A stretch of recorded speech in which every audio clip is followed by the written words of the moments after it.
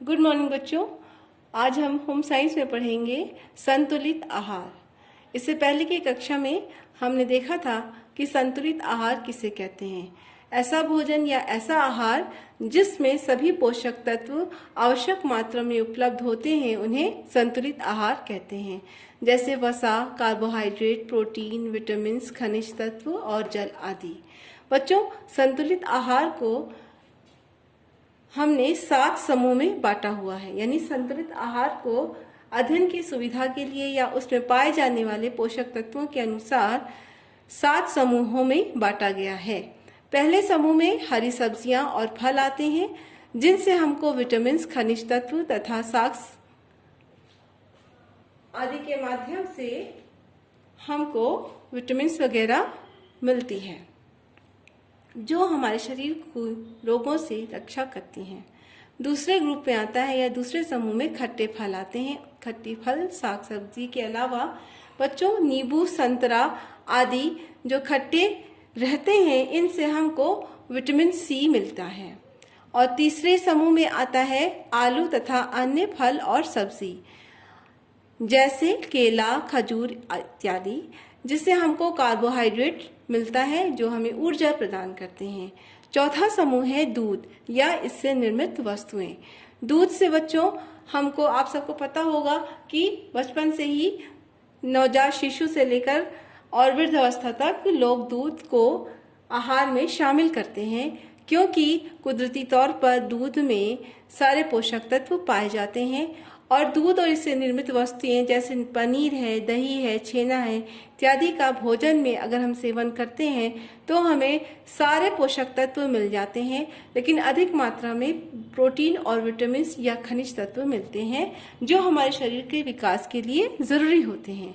इसके अतिरिक्त बच्चों 5वां समूह है मछली या मांस, जिससे हमको प्रोटीन मिलती है और ये शरीर का विकास करते हैं, यानी बॉडी बिल्डिंग का कार्य करते हैं। चौथा समूह था दूध और 5वां समूह था मांस तथा मछली। इसी प्रकार बच्चों 6वें ग्रुप में हम देखते हैं कि खाद्यान्न या मोटे अनाज को रखा गया है, जैसे गेहूं है, चावल है इत्यादि। इससे हमको ऊर्जा प्राप्त होती है, यानी कार्बोहाइड्रेट मिलता है या प्रोटीन जो बॉडी बिल्डिंग का कार्य करते हैं। इसके अतिरिक्त हमें ऊर्जा भी मिलती है। 7वां ग्रुप है बच्चों घी या तेल का, जिसमें हम लोग रख सकते हैं मक्खन को या ऑयली चीजों को। ये भी हमको ऊर्जा देने का कार्य करते हैं।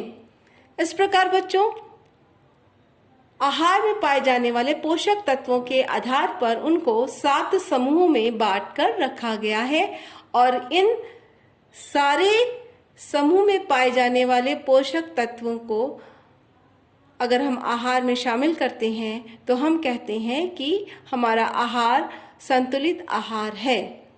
बच्चों, संतुलित आहार को प्रभावित करने वाले कुछ कारक होते हैं और हमको संतुलित आहार लेना चाहिए।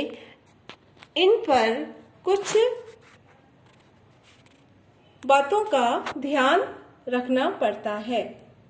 बच्चों, सुपोषण या संतुलित आहार प्राप्त करने के लिए कुछ बातों का ध्यान रखना पड़ता है। हमको ये देखना चाहिए कि संतुलित आहार में या हमारे आहार में सभी पोषक तत्व सम्मिलित है कि नहीं। इसके अतिरिक्त हमें जो आहार ले रहे हैं वो सुपाच्य है, वो शुद्ध है, ताजा है। इसके अतिरिक्त सादा भोजन करना चाहिए। जरूरत से ज्यादा हमें ऑयली खाना नहीं खाना चाहिए, क्योंकि उसको पचाने में बहुत शरीर को मेहनत करनी पड़ती है और उसको खाकर आलस भी आता है। यानी ऐसा भोजन करना चाहिए जो हल्का हो, सुपाच्य हो, शुद्ध हो, ताजा हो, जिससे हमारे शरीर की ऊर्जा बनी रहे। और हमें भोजन सदैव निश्चित समय पर लेना चाहिए। बच्चों, जब हम रात भर सोते हैं, उसके बाद जब हम उठते हैं, स्नान करते हैं, फ्रेश होते हैं, उसके बाद ही हमें ऐसा साफ सुथरा ताजा भोजन ले लेना चाहिए, जिससे हमको दिन भर कार्य करने की ऊर्जा मिल सके। और ऐसा भोजन होना चाहिए जिसमें जल की पर्याप्त मात्रा भी हो, क्योंकि हमारे शरीर का 70% भाग जल से ही निर्मित होता है। इस प्रकार हम देखते हैं बच्चों कि संतुलित आहार को उनके समूहों के आधार पर हमने बांटा और संतुलित आहार में पाए जाने वाले पोषक तत्वों को इन समूह के माध्यम से हमने समझा। अब बच्चों हम देखते हैं कि संतुलित आहार को प्रभावित करने वाले कुछ कारक भी होते हैं। बच्चों संतुलित आहार को जो कारक प्रभावित करते हैं उनमें है आयु, लिंग, परिश्रम और स्वास्थ्य। यानी संतुलित आहार को आयु के आधार पर भी हम बांट सकते हैं। यानी अगर बच्चा है, कोई छोटा बालक है, तो उसे शारीरिक कार्य कम करना है, तो उसे कम ऊर्जा की आवश्यकता है, तो उसके भोजन में हम ऐसी चीजें रखेंगे जो उसके शरीर का विकास करे और उसे उसके अनुसार ऊर्जा देता रहे। इसी तरह से बच्चों जैसे 5 साल का बच्चा है तो उसके आहार में हम दूध अधिक मात्रा में शामिल करेंगे, 1 रोटी थोड़ा चावल देंगे और 1 आध फल रखेंगे। अगर वृद्ध अवस्था है या 50 से 60 साल का कोई व्यक्ति है तो उसके पाचन शक्ति के आधार पर उसको सुपाच्य भोजन देंगे। बच्चों लिंग है जैसे पुरुष और स्त्री।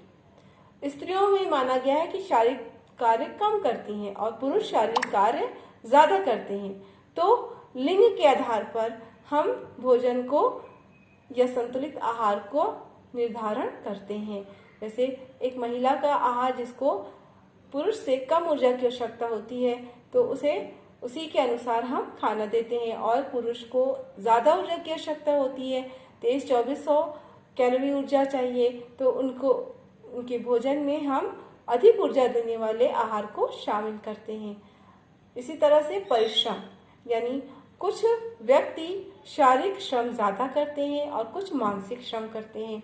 तो मानसिक श्रम करने वाले व्यक्ति एक ही जगह बैठे होते हैं, तो उन्हें शारीरिक श्रम करने के वाले व्यक्ति के तुलना में कम ऊर्जा की आवश्यकता होती है, तो उनको ऐसा आहार देना चाहिए जिससे उनकी ऊर्जा तो बनी रहे लेकिन उनका शारीरिक श्रम कम है, तो उसी के आधार पर जिससे उनका दिमाग काम करता रहे और वो फुर्तीले बने रहें, ऐसा आहार में भोजन देना चाहिए। और शारीरिक श्रम करने वाले व्यक्ति को अधिक ऊर्जा वाले भोजन जैसे मोटे अनाज वाले पोषक तत्वों को या भोज्य पदार्थों को शामिल करना चाहिए। इसी तरह से स्वास्थ्य भी आहार को प्रभावित करता है। यानी अगर स्वस्थ व्यक्ति है तो उसके आहार की आवश्यकता अलग होती है, और एक बीमार व्यक्ति है तो उसके आहार की आवश्यकता भी अलग होती है।